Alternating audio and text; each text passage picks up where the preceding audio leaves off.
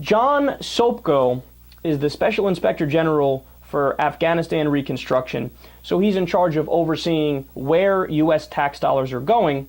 Specifically, he looks after the $10.7 billion in funding to cover projects from improving local government to building roads and schools. This is all in Afghanistan.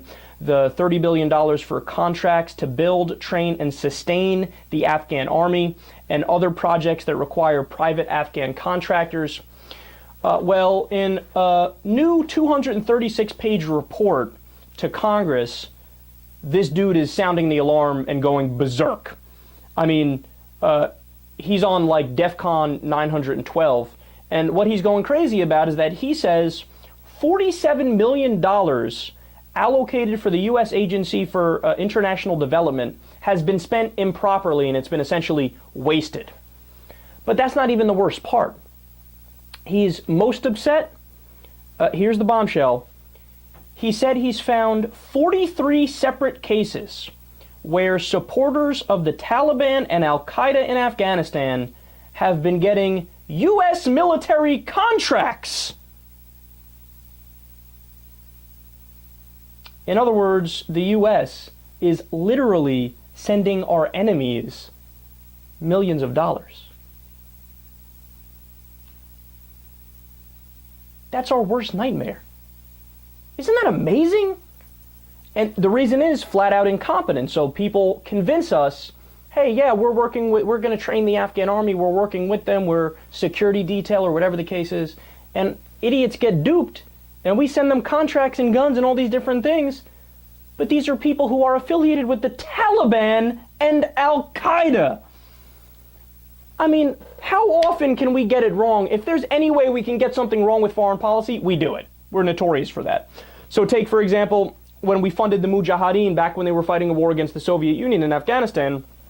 Later, the Mujahideen split up into the Taliban and Al-Qaeda, and then they fought us with our own guns that we gave them. Same thing happened, remember, in Syria, we are arming the rebels, but the rebels are fighting alongside Al-Qaeda and Boko Haram and other Islamic extremist groups. And don't get me wrong, I'm not saying Assad is a good guy, but we funded the rebels, and we're afraid those guns are going to get into Al-Qaeda's hands, because why wouldn't they? They're fighting together. But now reports are, no, they're not. The guns aren't getting to Al-Qaeda. You know who they're getting to? Pro-Assad groups, including Hezbollah. I mean, I don't know how much more evidence could possibly exist that all points to the same conclusion. Let's mind our business and stop fighting all these wars and putting all these bases all over the place and arming everybody and their mother. Every single time we do it, it ends up biting us in the ass.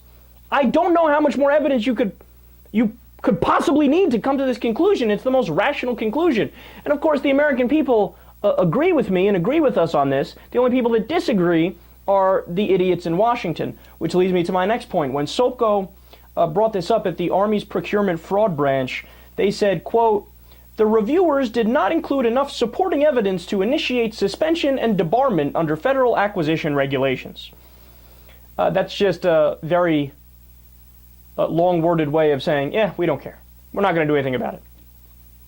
Sorry. They continue. Another Army spokesperson said by email that cutting off the contracts based only on information from Sopko's office. Now remember, this guy's this is what he does for a living. He's responsible for overseeing this. But they say, oh no, just going based off of what he said, quote, would fail to meet due process requirements and would likely be deemed arbitrary if challenged in court. First of all, who's going to challenge it in court? The people affiliated with Al-Qaeda or the Taliban? They're going to challenge you in court? They're not going to fucking challenge you in court. What are you, nuts? And second of all, where the fuck did due process come from? Due process means people get their day in court, but typically it's reserved for American citizens in an American court system. We're talking about Afghanistan here.